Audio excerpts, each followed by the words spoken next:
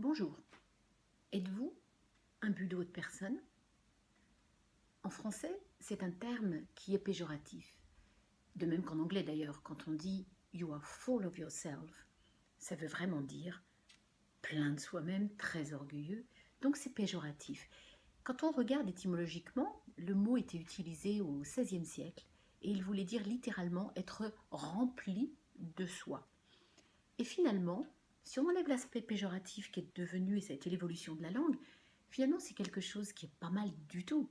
Quand on dit qu'il faut remplir, il faut se remplir, il faut être aligné avec soi-même, il faut remplir sa coupe d'amour. Euh, et ça, on reviendra tout à l'heure sur le comment remplir sa coupe d'amour.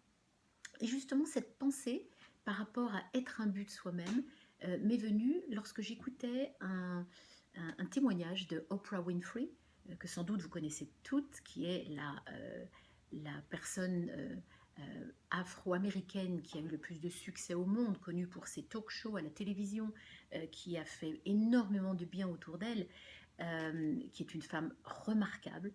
Et elle a partagé 3 points essentiels pour elle. Le premier était, pense toujours à quelle action tu vas mettre en place pour le lendemain. Et c'est un petit peu ce que je dis fréquemment, pose une action tous les jours, même si elle n'est pas parfaite, pose une action tous les jours. La version de Oprah, c'est What is the next right move? Qu'est-ce que tu dois faire? Quel est le pion juste que tu vas devoir bouger par rapport à tes objectifs? La deuxième chose, c'était de se sentir bien aligné et d'être complètement aligné avec soi-même, d'être rempli de soi. Et c'est là que le mot est venu dans sa bouche. Elle a dit, beaucoup de gens me reprochent d'être full of myself, d'être imbu de moi-même. Et finalement, eh bien, j'ai décidé de prendre ça comme une qualité. Et c'est tout à fait ça. Et c'est ça qui m'a fait penser que j'avais envie de partager avec vous ce message, parce que soyez imbu de vous-même dans le sens littéral du terme. Et le troisième point que Oprah Winfrey partageait, c'était de croire en ses rêves. Quand on regarde son histoire, elle est juste extraordinaire. C'est de rags to riches, comme disent les Américains. Hein. Ça part de la pauvreté, on arrive à la richesse en un cycle de temps très très court, puisque elle avait à peine 30 ans. Sa grand-mère, elle s'en souvient encore, Oprah avait 7 ans, et sa grand-mère lui montrait comment étendre le linge avec euh, comment passer le linge, comment bien l'étirer. Et elle lui dit, je te souhaite, ma fille, tout ce que je te souhaite dans ta vie, regarde bien comment je fais pour étendre le linge. Tu vas apprendre comment tenir une maison parfaite et je te souhaite de travailler pour des blancs qui sont gentils avec toi. Donc c'était l'aspiration de la grand-mère pour la petite fille. Et Oprah, dans sa tête, déjà à 7 ans, elle sentait que c'était dissonant avec ce qu'elle allait devenir ou ce qu'elle allait devenir. Et donc, elle avait certainement un rêve mal formulé, mais qui n'était certainement pas d'être la bonne dans la maison des Blancs.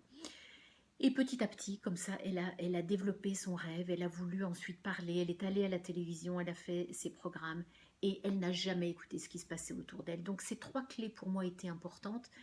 C'est donc qu'est-ce que je vais pouvoir faire demain, quel va être le mouvement que je vais pouvoir faire qui va m'emmener dans ma direction. Numéro 1, croire en ton rêve, reste toujours connecté en ton rêve, ne l'oublie pas, il est essentiel, ça doit être ta ligne directrice dans ta vie. Et troisième, sois imbu de toi-même, imbu dans le sens plein et rempli. Alors comment remplir ton réservoir d'amour? Eh bien, c'est déjà avec l'amour de tes parents. Quoi qu'il soit passé, ils t'ont donné la vie. Là, il faut déjà en être reconnaissant. L'amour que tu reçois de ta famille, de tes enfants, de ton mari, de ta femme, de tes amis, ça c'est formidable. Et puis, tes passions, des activités qui t'occupent l'esprit et que tu aimes faire, tout ça remplit ta coupe d'amour. Et c'est vraiment en étant ce que tu aimes être et en faisant ce que tu aimes faire que tu remplis ton réservoir d'amour. Alors soyez imbus de vous-même, je vous le souhaite. Partagez cette vidéo aux femmes qui ont du mal au milieu de vie parce que c'est mon rôle, c'est comme cela que j'aimerais les aider, c'est devenir le meilleur d'elles-mêmes après cette phase de la crise du milieu de vie. À très bientôt, je vous embrasse.